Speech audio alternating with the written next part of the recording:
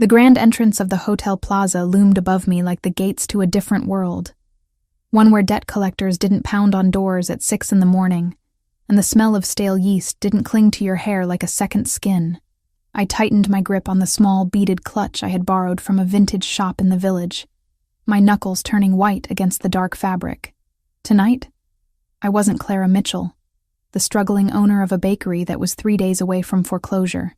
Tonight, I was a commodity, a carefully packaged product signed up for elite dates, trading a few hours of conversation for a check that would keep the ovens on for another month. I smoothed the fabric of my silver gown. Not green, never green, and certainly not the navy blue that every other woman seemed to wear to these functions. It was a sharp, metallic silver that made me feel like I was wearing armor. I needed armor. The email from the bank was burned into my retinas. Notice of default. Immediate action required. My father had died leaving me flour, sugar, and a mountain of hidden loans. I would sell my soul before I let them put a padlock on Mitchell's patisserie. Name? The doorman asked, his voice devoid of interest. Clara, I said, my voice steady despite the trembling in my knees. I'm here for Lorenzo. Someone. The agency hadn't given me a last name, just a pseudonym and a description. The doorman checked a list, nodded once, and pulled open the heavy brass doors. The noise hit me first, a wave of laughter, clinking crystal, and a string quartet playing something aggressive and classical. The air smelled of expensive perfume and old money. I stepped inside, the heel of my shoe sinking slightly into the plush crimson carpet. I scanned the room, my heart hammering a frantic rhythm against my ribs. The instructions were specific. Meet him by the central ice sculpture. He will be wearing a white boutonniere. I navigated through the crowd, feeling like an imposter. These people moved with a languid grace that screamed of generational wealth. I moved like I was late for a shift. I forced myself to slow down, to breathe. I spotted the sculpture, a ridiculous melting swan, and saw him. Lorenzo was undeniably handsome in a way that felt almost aggressive. He had jet black hair slicked back perfectly, skin that looked like it had never seen a day of hard labor, and a jawline that could cut glass. He was leaning against a pillar, checking his reflection in the screen of his phone. As I approached, he looked up. His eyes, dark and restless, swept over me. He didn't look at my face first.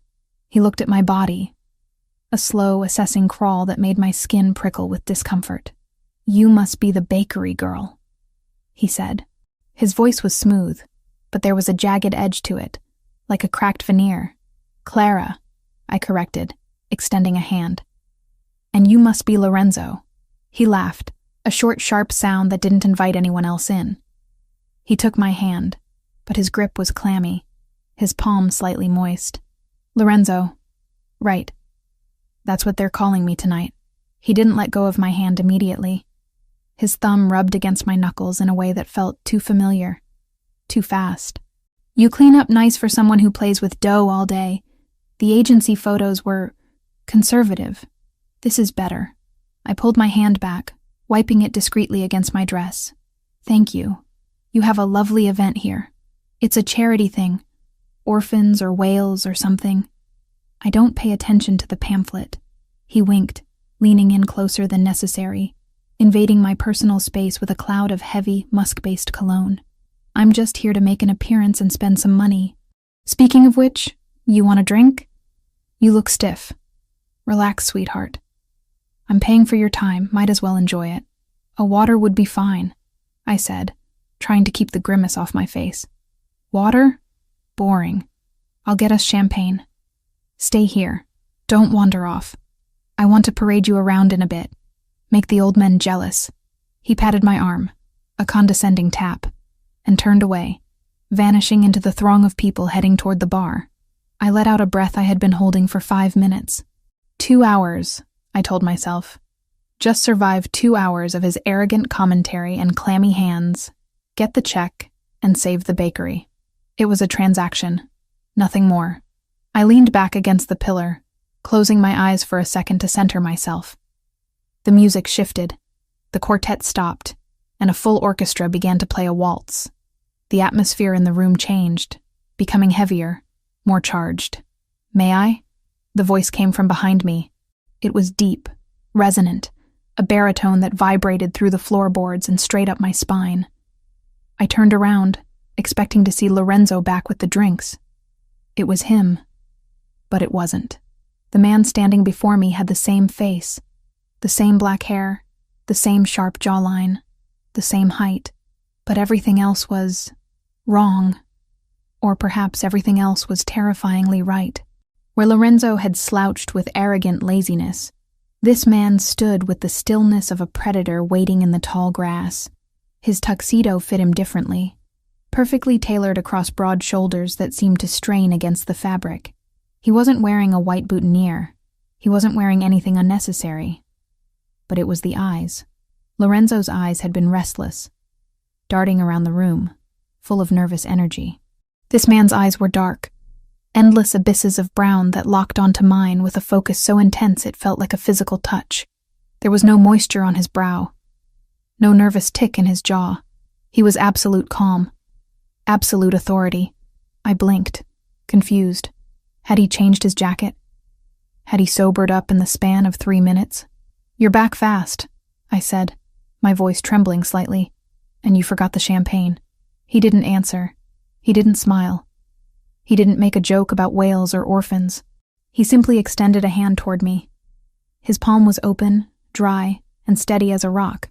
"Dance," he commanded. It wasn't a question. It wasn't an invitation. It was an order delivered in a tone that suggested disobedience wasn't even a concept he recognized. I hesitated. My instincts, usually dormant, were suddenly screaming at me. This man felt dangerous in a way Lorenzo hadn't. Lorenzo was a sleazy rich boy. This man felt like he owned the building, the air, and potentially my next breath. But the contract? I was here to be a companion. If I caused a scene or refused him, I forfeited the money. I couldn't lose the bakery. I placed my hand in his. The moment our skin touched, a jolt of electricity shot up my arm, so violent I almost pulled back. His hand engulfed mine. It was hot, rough and calloused. The hand of a man who worked, who fought, not the soft, manicured hand I had touched earlier. His grip was firm, possessive, locking my fingers against his. He didn't wait for me to get my footing. He pulled me toward the dance floor. He didn't navigate the crowd. He parted it. People stepped out of his way instinctively, casting glances at him that looked a lot like fear. He didn't acknowledge anyone. His focus was entirely, suffocatingly, on me. When we reached the center of the floor, he spun me around. His arm snaked around my waist, pulling me flush against his body. I gasped. It was improper, far too close for a first dance, far too intimate for strangers. I could feel the hardness of his chest against my breasts, the solid muscle of his thigh brushing mine. He smelled different. The musk cologne was gone, replaced by the scent of rain, expensive scotch, and something sharp like gun oil. "Lorenzo?" I whispered, looking up at him. "You're different." He didn't speak. He began to move, and God, he could move. Lorenzo had walked with a swagger. This man danced with lethal precision. He guided me through the complex steps of the waltz, as if he were controlling my body with his mind. I didn't have to think. I just reacted to the subtle pressure of his fingers on my spine, the shift of his weight. We spun, the room blurring into streaks of gold and crimson around us. The silence between us stretched, thick and heavy. He was staring at me, studying every inch of my face. He looked at my mouth, then my eyes. Then the pulse I knew was fluttering wildly in my throat. It wasn't the lecherous look Lorenzo had given me. This was clinical, intense. Like he was memorizing a map. "Why aren't you talking?" I asked, feeling breathless. "You couldn't stop talking about yourself 5 minutes ago." His eyes narrowed slightly, the first crack in his stoic mask. "Talking is for men who have nothing to say." His voice was deeper, rougher. It scraped against my nerves in the most delicious, terrifying way. "Who are you?" I whispered, the question slipping out before I could stop it. "You're not him. You can't be." He spun me out, the silver fabric of my dress flaring around my legs, and pulled me back in with a snap that brought our faces inches apart. "I am the man holding you," he said low. That is all you need to know. You're hurting me. I lied. He wasn't hurting me. He was holding me together. I felt safer in his arms than I had felt in years, and that terrified me more than the danger radiating off him. I would never hurt you, he said. The conviction in his voice stunned me. It sounded like a vow, but I will not let you go. We continued to dance. A dark island in the middle of the ballroom. I felt the eyes of the room on us, heavy with judgment and curiosity. But he created a force field that kept the world at bay. For the first time in my life, I wasn't worrying about the bills, the oven repairs, the lonely nights. I was just existing, burning in the heat of this stranger's gaze. Then, over his shoulder, I saw movement. I froze. My feet faltered, missing a step. The man holding me corrected my balance instantly, holding me up effortlessly. I stared past him. There, standing near the entrance to the bar, holding 2 glasses of champagne, was Lorenzo. He was pale, ghostly pale. He was staring at us, at me and the man holding me, with an expression of sheer horror. The glasses in his hands were shaking so hard liquid was sloshing over the rims. He took a step back, as if he wanted to run but was glued to the floor by fear. I looked back at the man in my arms. The man with the exact same face. Twins. The realization hit me like a physical blow. The agency hadn't mentioned twins. No one had mentioned twins. You... I stammered, my eyes wide. There are 2 of you. The man didn't look around. He didn't check to see who I was looking at. He knew. Of course he knew. There is only one of me, he growled, the sound vibrating in his chest against mine. The other is a shadow. The music seemed to swell, reaching a crescendo that matched the panic rising in my throat. I tried to pull away, to step back, but his arm was a band of steel. He wasn't letting me go. Let me go, I said, panic finally bleeding into my voice. I don't know what kind of game this is, but I want out. I need to leave. He stopped dancing. We stood dead center of the ballroom, the other couples swirling around us like water around a rock.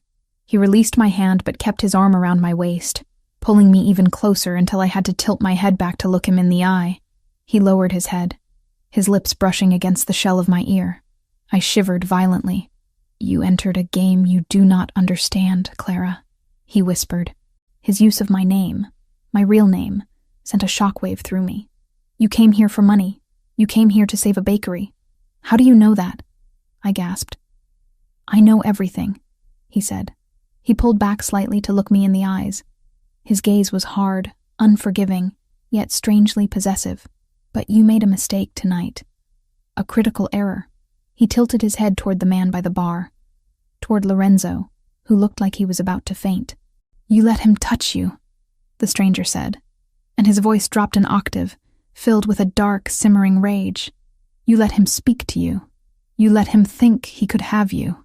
I thought he was my date, I whispered, tears pricking my eyes. I didn't know. Ignorance is not a shield, he said coldly. Then his expression shifted. The hardness remained, but something else flickered in the depths of those dark eyes. Something that looked like ownership. You picked the wrong brother, Bella. Beautiful. The Italian endearment rolled off his tongue like a caress, and a threat intertwined. But now, he continued, his thumb digging into my hip. The mistake is corrected. He didn't wait for me to argue. He didn't ask. He turned us both around, keeping me tucked firmly against his side, his body shielding me from the rest of the room. He began to walk toward the exit. Wait. I tried to dig my heels in, but he was unstoppable. He moved with a momentum that carried me along with him. My purse! I left my purse at the table. I have it, he said, not breaking stride. We cut through the crowd. I glanced toward the bar as we passed. Lorenzo, Matteo, whoever he was, saw us coming. He didn't step forward to claim his date. He didn't shout. He shrank back against the wall, eyes wide with terror, avoiding his brother's gaze entirely. It was pathetic. It was revealing. The man who had been so arrogant 5 minutes ago was now nothing more than a frightened child in the presence of this dark force. The stranger didn't even look at his twin. He walked past him as if he were furniture. a complete and total dismissal that spoke volumes about the power dynamic between them. We burst through the heavy brass doors and out into the cool night air of New York City. The noise of the street was a stark contrast to the stifled atmosphere of the ballroom. The doorman scrambled to open the door of a massive black armored SUV that was idling at the curb, its engine purring like a beast waiting to be unleashed. "Get in," the stranger ordered. I stood on the sidewalk, the cold wind biting through the thin fabric of my silver dress. My mind was racing.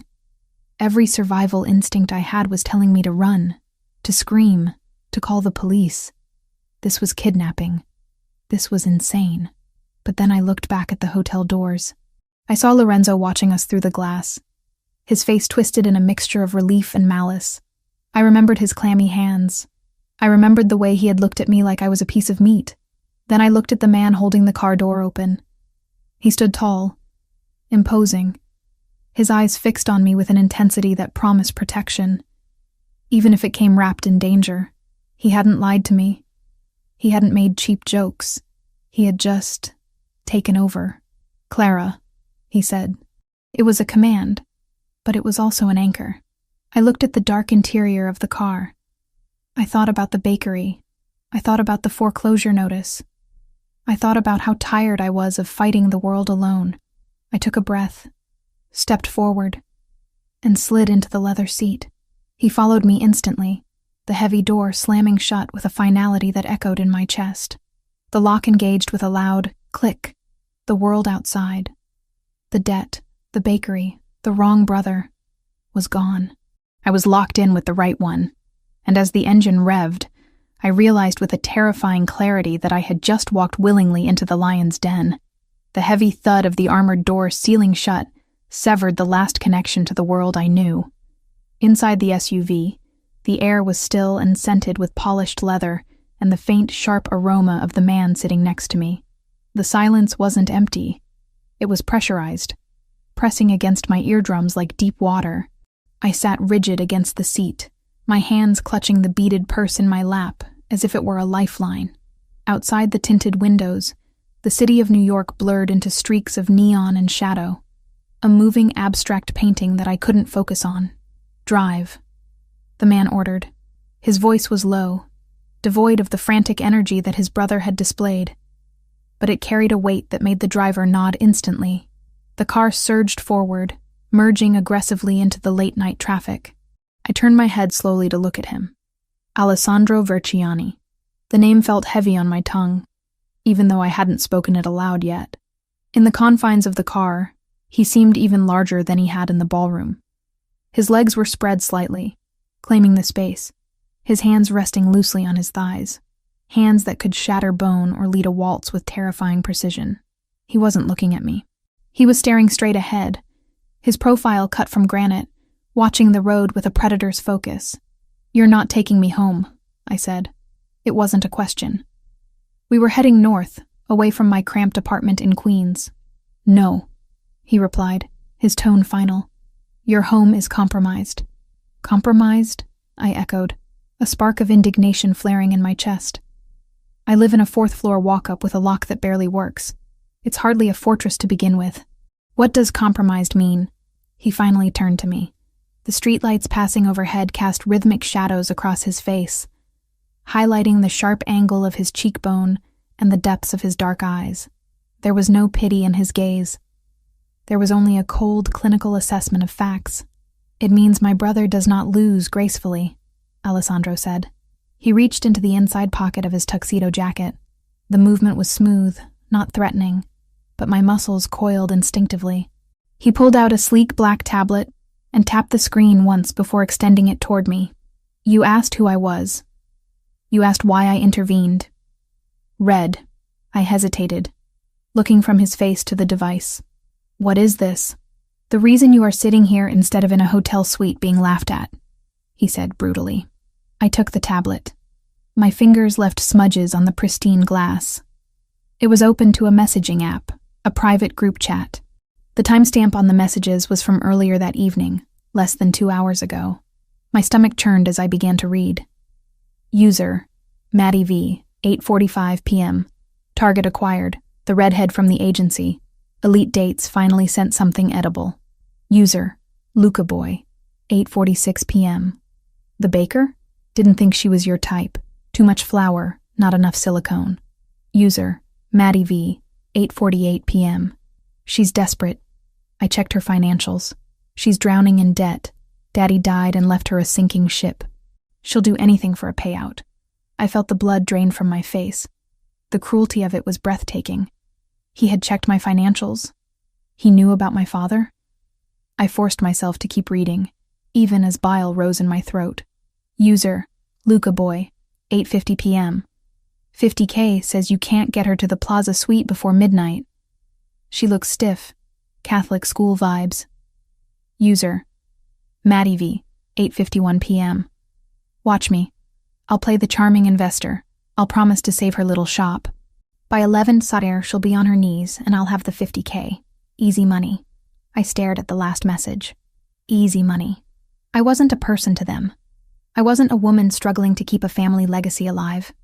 I was a prop, a bet, a way for rich, bored men to pass the time and exchange money they didn't need.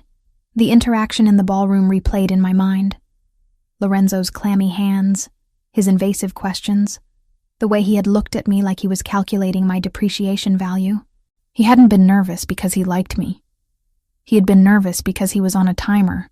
A sound escaped my throat, a harsh, jagged intake of breath. I didn't cry. I refused to cry. Tears were for people who had the luxury of being soft. And I hadn't been soft since the day the bank sent the first foreclosure notice. Instead of tears, a cold, hard rage settled in my stomach. He bet on me, I said, my voice eerily calm. $50,000. Pocket change to him, Alessandro said. He took the tablet back from my unresisting fingers and slid it away. He didn't want you, Clara. He wanted the victory. He wanted to prove he could break something innocent just because he was bored. And you? I looked at him, searching his face for the same cruelty. What do you want? Did you bet against him? Did I just help you win a different pot? Alessandro's jaw tightened. For a moment, the air in the car grew heavy with ozone, the scent of a coming storm. I do not gamble with people's lives. I end the games my brother starts. Why? I demanded. Why me? Why tonight? You could have let him win. You could have walked away. I could have, he admitted. He shifted, turning his body fully toward me. The leather seat creaked under his weight. But then I saw you. I saw you standing there in that silver dress, looking like you were ready to go to war with the world, but terrified you didn't have the ammunition. You didn't belong in his game. You were misplaced. Misplaced, I scoffed, though the word hit closer to home than I wanted to admit. So you rescued the stray dog. I claimed what was being mishandled. He corrected, his voice dropping an octave. The word claimed sent a shiver down my spine that had nothing to do with the air conditioning. Matteo breaks toys. I keep them. I am not a toy, I snapped. No, he agreed. You are not. Which is why I took you out of there before he could turn you into one. The car began to slow down. I looked out the window, expecting to see a hotel or a mansion, but the neighborhood was familiar. Too familiar. The knot in my stomach tightened until it was painful. We weren't in Manhattan anymore. We were in Brooklyn. We were 3 streets away from the bakery. Why are we here? I asked, leaning forward. You said my home was compromised. The bakery.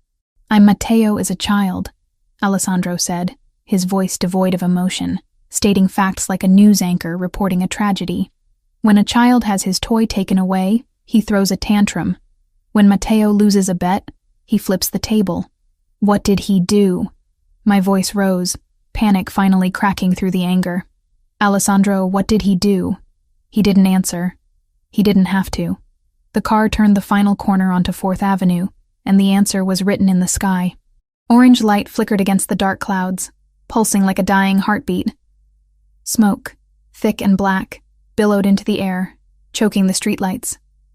No, I whispered. No, no, no. The car stopped. Before the driver could even put it in park, I was scrambling for the door handle. It was locked. Open it! I screamed, pounding on the glass. Open the door! Clara! Alessandro's voice was calm, a stark contrast to my hysteria. Wait! Open it! The lock clicked. I shoved the door open and stumbled out onto the pavement. The heat hit me instantly. It wasn't a warm summer breeze. It was a physical wall of scorching air. Mitchell's Patisserie. The place where I had taken my first steps, where I had learned to braid dough before I learned to braid my hair, where my father's apron still hung on the hook in the back office, was gone. The front windows had been shattered. Flames were licking up the brick facade, consuming the awning that we had just replaced last year. The closed sign was melting, dripping like wax onto the sidewalk. Firefighters were there, shouting orders, their hoses blasting streams of water that looked pathetic against the roaring inferno. I stood frozen, the heat searing my face, my silver dress reflecting the destruction of my life. It wasn't just a building. It was my father. It was the smell of his cologne mixed with cinnamon. It was the sound of his laugh. It was the only thing I had left of him. The book, I gasped. The realization hit me like a bullet. The recipe book. It wasn't digital. It was a leather-bound journal, handwritten by my great-grandmother, added to by my grandfather, and finished by my dad. It was sitting on the metal prep table in the kitchen. I have to get it, I said, my voice sounding distant to my own ears. I took a step toward the police line, then another. I broke into a run. Hey, lady, get back, a fireman shouted. I didn't hear him. I just saw the flames eating the kitchen. I needed to save it. If I lost the book, I lost them. I lost everything. Arms wrapped around my waist. Hard, unyielding bars of iron. I was jerked back with such force that my feet left the ground. Let me go, I screamed, thrashing against the hold. I clawed at the suit jacket, digging my nails in, fighting like a wild animal. My dad's book. It's in there. Let me go. It's gone, Clara. Alessandro's voice roared in my ear, louder than the fire, louder than the sirens. Look at it. It's gone. No. I can save it. Let me go. I kicked backward, my heel connecting with his shin, but he didn't even flinch. He hauled me further back, away from the heat, away from the glass that was exploding outward. You go in there. You die, he growled, spinning me around and pinning me against his chest. He trapped my arms between us, forcing me to look at him instead of the fire. Is that what you want? To die for paper? It's not paper, I sobbed, the fight draining out of me as the reality crashed down. It's him. It's all I have left of him. If that burns, he's really dead. I collapsed against him, my legs giving out. He caught me, holding me upright, absorbing the weight of my grief. He didn't offer empty platitudes. He didn't say, it's okay. He just held me while I watched my legacy turn to ash. The roof of the bakery collapsed with a sickening crash, sending a plume of sparks into the night sky. The crowd gasped. I buried my face in Alessandro's chest, unable to watch anymore. The smell of smoke was everywhere, soaking into my hair, into my dress. He did this. I whispered into the fabric of his lapel. Matteo. Yes, Alessandro said. His heart was beating steady and slow against my cheek, a terrifying contrast to the chaos around us. He sent his men 10 minutes after we left the hotel. He knew he couldn't have you, so he took away the place you were trying to save. I pulled back to look at him. My face was wet with tears, my makeup ruined, my hair a mess. I must have looked like a wreck. But Alessandro looked at me with that same intense focus he had in the ballroom. He thinks this breaks you, Alessandro said. He reached up, his thumb wiping a smudge of soot from my cheek. He thinks that without this building, you are nothing, just a desperate girl with debt. I am, I whispered. I have nothing now. The insurance won't cover arson if they think I did it for the money, and the debt remains. You have nothing, Alessandro repeated. Which means you have nothing to lose. He framed my face with his hands, forcing me to look at him. The firelight danced in his dark eyes, making them look like pools of molten lava. Come with me, he said. To where? I asked weakly. To be your mistress? To be another bet? To be my retribution, he said fiercely.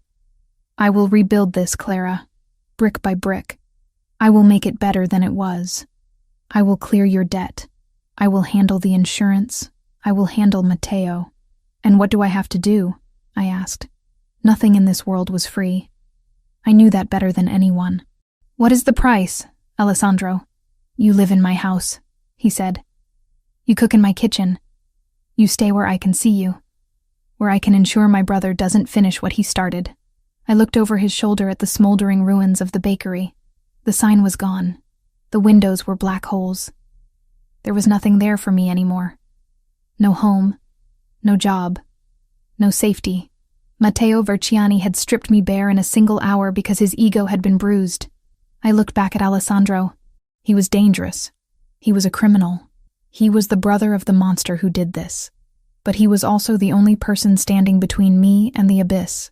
He had offered me a hand when I was drowning. I wiped my face with the back of my hand, smearing the soot, but clearing my vision. The sadness in my chest began to harden into something else. Something cold and sharp. Survival. You promise? I asked, my voice steadying. You promise you'll help me rebuild? I swear on my name, Alessandro vowed. On my blood. I will give you back your legacy. Then take me away from here, I said. I don't want to smell the smoke anymore. Alessandro nodded once. He didn't smile. This wasn't a victory. It was a salvage operation. He shifted his arm to my shoulders, turning me away from the fire, shielding me from the cameras that were starting to flash as the press arrived. Eyes down, he murmured. Don't let them see you cry. You are with me now. We do not cry for the enemy to see. I straightened my spine. I took a deep breath of the tainted air and let it out. I walked beside him back to the car. The driver held the door open. This time I didn't hesitate. I slid inside, the leather seat cool against my feverish skin. Alessandro got in beside me. The door closed, shutting out the sirens, the fire, and the ruin of my past life. To the mansion, Alessandro ordered. As the car pulled away, I didn't look back. I couldn't. I looked at my hands, stained with soot, resting on the expensive silver fabric of my dress. I had lost the bakery. I had lost the book. But as I glanced at the man sitting silently beside me, his knuckles white as he gripped his knee, I realized I had gained something far more volatile. I had gained a weapon, and I was going to use him to make sure Matteo Verciani regretted the day he ever learned my name. Are you hungry? Alessandro asked quietly, breaking the silence after a few blocks. The question was so mundane, so domestic, that it almost made me laugh hysterically. No, I said. I'm not hungry. You will eat, he stated. Shock burns calories, and you will need your strength. For what? He looked at me, and the darkness in his eyes promised violence and salvation in equal measure. For the war we are about to start, he said. I leaned my head back against the seat and closed my eyes. The image of the fire was burned into my eyelids, but the sound of his voice was louder. I was homeless. I was destitute. But for the first time in a long time, I wasn't alone. I had picked the wrong brother for a date, but I had accidentally chosen the right one for a war. And as the city lights faded into the trees of the suburbs, heading toward the Verciani estate, I knew that whatever happened next, I wouldn't be the one burning. The car sped on, carrying us into the darkness, binding our fates together with the ashes of my past. I took a deep breath, inhaling the scent of him, clean, sharp, and dangerous, and let the exhaustion finally take me. I was safe. For tonight, that had to be enough. The silence of the Verciani mansion was heavy, a physical weight that pressed against the eardrums unlike anything I had ever experienced in Brooklyn. In my old apartment, silence was a myth. There was always the hum of the refrigerator, the arguments of the couple next door, the distant siren of a police cruiser. Here, in the sprawling estate nestled in the hills of New Jersey, the silence was absolute. It was the quiet of a museum or a mausoleum. It had been 7 days since the fire. 7 days since I stood on the pavement and watched my father's legacy turn into ash and twisted metal. 7 days since I entered the beast's lair, not as a prisoner, but as a guest with no other options. I stood in the center of the kitchen, a space larger than my entire apartment. and ran my hand over the cold, pristine marble of the island. It was a chef's dream, equipped with a 6-burner Viking range, a walk-in refrigerator, and copper pots that looked like they had never been touched by a flame. That was the problem. This house, much like its master, felt untouched. It was sterile, perfect, and completely devoid of life. Alessandro had given me the East Wing. Your quarters, he had called it, as if we were in a Victorian novel. It had a bedroom with a balcony, a bathroom with a soaking tub deep enough to drown in, and a sitting room I hadn't used. He had provided me with a wardrobe of clothes that fit perfectly, all in muted tones of burgundy, gold, and cream, replacing the soot-stained silver dress I had arrived in. He had been polite, distant, and terrifyingly efficient. But I wasn't a guest. I wasn't a freeloader. And I certainly wasn't going to sit around in silk pajamas waiting for Matteo to finish me off. I checked the time on the industrial clock on the wall. 6 p.m. Alessandro would be home soon. In the week I had been here, I had observed his routine. He left before the sun came up. He returned after the sun went down. He drank black coffee. He rarely ate. The staff, a terrified housekeeper named Maria, and a rotation of stoic security guards, tiptoed around him like he was a sleeping tiger. I tightened the strings of the apron I had found in a drawer. It was stiff, brand new. I rolled up the sleeves of the cashmere sweater he had bought me. Ms. Mitchell? I turned to see Maria standing in the doorway, wringing her hands. She looked at me with a mixture of awe and pity. You don't have to cook, miss, she said, her voice a nervous whisper. We have a chef who comes in on weekends to prep meals, or we can order from the city. Mr. Verciani? He doesn't usually sit for dinner. He needs to eat, Maria, I said, pulling a knife from the magnetic strip. It was perfectly balanced, a Japanese steel blade that sang as I tested the edge against my thumb. And I need to work. If I don't do something with my hands, I'm going to lose my mind. But he didn't ask for... I know, I interrupted gently. But this isn't for him. It's for me. Now, where do you keep the shallots? By the time the front door opened an hour later, the kitchen smelled like home. It didn't smell like lemon pledge and emptiness anymore. It smelled of searing beef, reducing wine, and time. I heard his footsteps before I saw him. They were heavy, rhythmic, the sound of expensive leather on hardwood. He stopped in the doorway. I didn't turn around immediately. I was stirring the risotto, watching the arborio rice release its starch, turning creamy and golden with the saffron I had found in the back of the pantry. Something is burning, he said. His voice was rough, tired. Nothing is burning, I corrected, lowering the heat. That is the smell of caramelization. There is a difference. I turned then.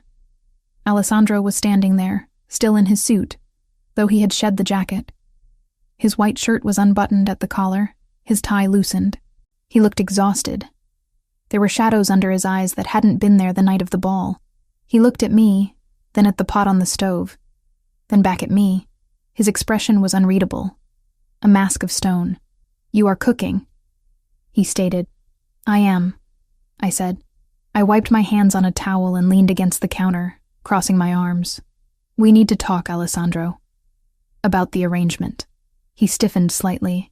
Is the room not to your liking? Do you require something? The room is bigger than my entire childhood home, I said, and the clothes are beautiful. But I'm not a pet. I'm not a charity case. I don't sit around and look pretty while you pay my bills. He walked further into the room, the tension radiating off him in waves. You are not a charity case, Clara. You are a target. Keeping you here is a security measure. It's a cage, I countered. A gilded one. But a cage. And I don't do cages well. My father taught me that you work for what you get. I can't rebuild the bakery if I'm hiding in your East Wing watching Netflix. He stopped in front of the island, placing his hands on the marble. His knuckles were bruised again. Fresh bruises. I wondered whose face had gotten in his way today. What do you propose? He asked, his dark eyes locking onto mine. A trade, I said firmly. I live here. I eat your food. You are handling the insurance and the contractors for the bakery. That costs money. I don't have money, but I have skills. He raised an eyebrow. You want to pay me in pastries? I want to handle your kitchen, I said. Maria is terrified of you. The weekend chef preps bland chicken and leaves. You don't eat. You run on caffeine and adrenaline, and sooner or later, you're going to crash. If I'm going to stay here, I'm going to work. I will run the kitchen. I will cook your meals. I will manage the household supplies. It's a job. You pay off my bakery debt. I keep you fed and alive. We call it even. Alessandro stared at me for a long moment. The silence stretched, filled only by the bubbling of the risotto. I held his gaze, refusing to blink. I needed him to see me not as the victim he rescued from the ballroom, but as a partner, a professional. You want to be my staff, he said slowly. I want to be useful, I corrected, and I want to pay my way. He let out a short breath, almost a sigh. Matteo breaks things, he murmured, more to himself than to me. You try to fix things. Is that a yes? He looked at the stove. What is that smell? Risotto alla Milanese and ossobuco, braised for 3 hours. He looked back at me, and for a second, the mask slipped. I saw hunger there. Not just physical hunger, but a deep, starving need for something warm. Fine, he said. It is a deal, but you do not serve me. We eat together. I do not like eating alone. Deal, I said. That night, for the first time in a week, Alessandro ate a full meal. We sat at the small table in the kitchen, not the long, formal dining table that could seat 20. We ate in relative silence, but it wasn't the oppressive silence of the mansion. It was the companionable silence of two people who were tired of fighting the world. I watched him eat, noting the way his shoulders relaxed after the first few bites, the way the tension lines around his mouth smoothed out. It is good, he said simply, after clearing his plate. It's better than good, I replied, taking a sip of wine. It's my recipe. He looked at me, his eyes dark and intense. You are stubborn, Clara Mitchell. I know, I smiled. It's how I survive. Yes, he said softly. I believe it is. The days fell into a routine, a strange domestic routine set against the backdrop of a Mafia war. Alessandro would leave early, usually before I was up, but I would leave a travel mug of coffee and a warm pastry on the counter for him. When I came down, the mug was always gone.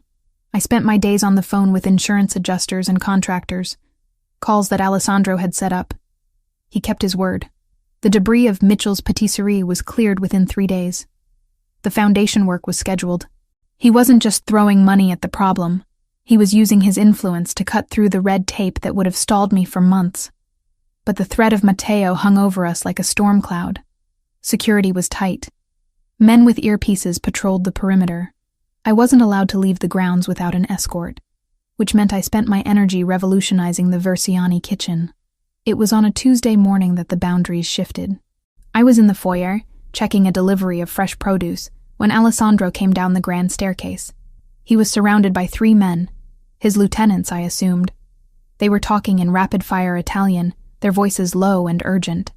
Alessandro looked lethal. He was wearing a charcoal 3-piece suit, his coat draped over his arm. He looked like a weapon sheathed in silk. He stopped when he saw me. The lieutenant stopped too, looking from him to me with guarded expressions. Clara, he acknowledged, a curt nod. Alessandro, I replied. There are fresh scones in the kitchen if you have time. No time, he said, checking his watch. I have a meeting with the commission. The situation with the docks is escalating. He meant Matteo. I knew enough now to read between the lines. Matteo was squeezing the supply lines, trying to hurt Alessandro's business to leverage a negotiation for his return to the family fold. Alessandro stepped forward, reaching for the door handle, but I stepped into his path. The guards tensed, hands twitching toward their jackets. Alessandro held up a hand to stop them. What is it? He asked, looking down at me. Your tie, I said. He frowned, looking down. The silk tie was crooked, the knot hasty and slightly off-center. It was a small imperfection, but on a man like him, who commanded absolute respect, it was a chink in the armor. It showed he was distracted. It showed he was stressed. It's fine, he said dismissively. It's not, I said. You're going to meet the commission. You have to look like you're in control of everything, including your wardrobe. I reached out. He froze. I saw his throat bob as he swallowed. My hands hovered for a second, giving him a chance to push me away, to tell me to know my place. He didn't move. I stepped closer, invading his personal space. I could smell him. The sharp scent of his soap, the bitterness of espresso, and the underlying warmth of his skin. I reached up and undid the knot. His breathing hitched, a small, barely audible sound. I smoothed the silk, my knuckles brushing against the sensitive skin of his neck. His pulse was hammering against my fingers, fast and hard. "You're nervous?" I whispered, keeping my eyes on the knot as I retied it. "I do not get nervous," he rumbled, his voice vibrating through my fingertips. "You're worried about him," I corrected, sliding the knot up until it sat perfectly against his collar. "You're worried he's going to do something stupid and force your hand." He didn't deny it. He caught my wrists before I could pull away. His grip was firm, his thumbs pressing into the soft skin of my inner arms. We were standing so close that the buttons of his vest brushed against my chest. The foyer, the guards, the delivery boxes, everything faded away. "You see too much," he murmured, his gaze dropping to my lips. "I see the man, not the boss," I whispered back. For a heartbeat, I thought he was going to kiss me. The air between us crackled with electricity, thick and heavy. His head lowered an inch, his eyes darkening with intent. My breath hitched. I wanted him to. God help me, I wanted the monster to kiss me. Then, the walkie-talkie on one of the guards crackled. "Cars are ready, boss." The spell broke. Alessandro released my wrists, stepping back. The mask slammed back into place, but his eyes were still burning.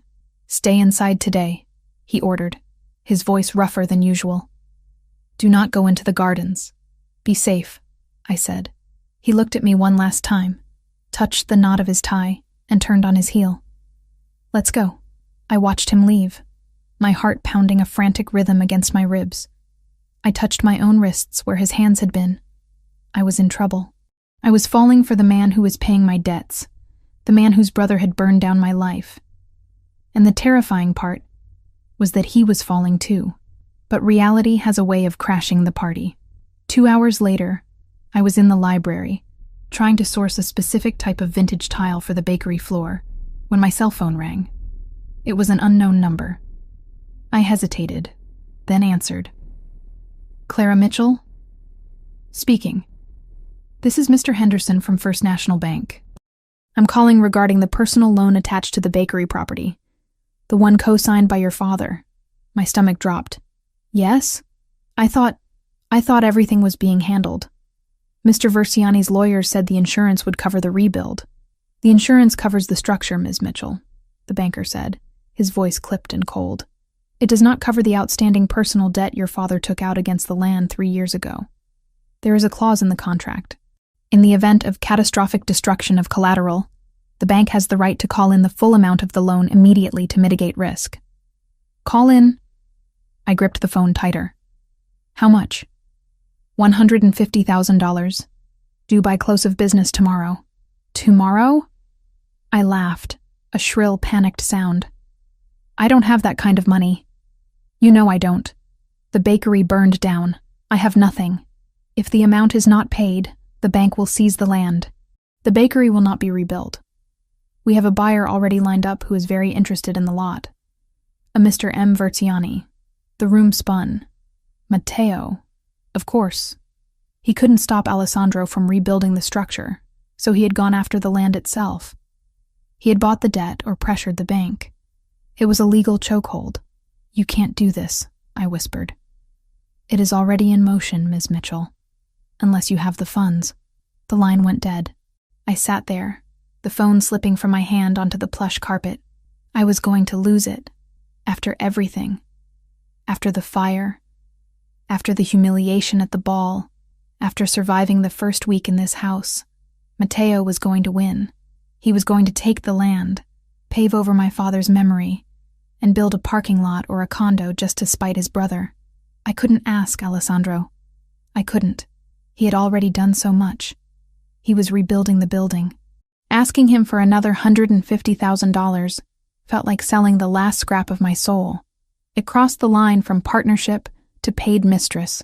I paced the library. I felt trapped. The walls of the mansion, which had started to feel safe, suddenly felt like the cage I had accused them of being. I needed to fix this. But how? I had no assets. No credit. I spent the rest of the afternoon in a daze of panic. I tried calling other banks for a loan. Denied. I tried calling the insurance company. They couldn't release funds yet. I was checkmated. When 7 p.m. rolled around, I hadn't started dinner. I was sitting at the kitchen island, my head in my hands, staring at the foreclosure notice the bank had emailed me. The back door opened. Alessandro walked in. He looked worse than he had in the morning. His jacket was gone, his sleeves rolled up, revealing a bandage on his forearm that was seeping fresh blood. "Clara?" I jumped, shoving the papers under a placemat. "You're back. I'm sorry. I didn't start dinner. I lost track of time." He didn't care about dinner. He crossed the room in 3 strides, grabbing my chin and tilting my head up. "What happened?" he demanded. "You've been crying." "No, I haven't." "Do not lie to me." His thumb brushed my cheekbone. "Who touched you?" "No one touched me," I said, pushing his hand away. "It's nothing.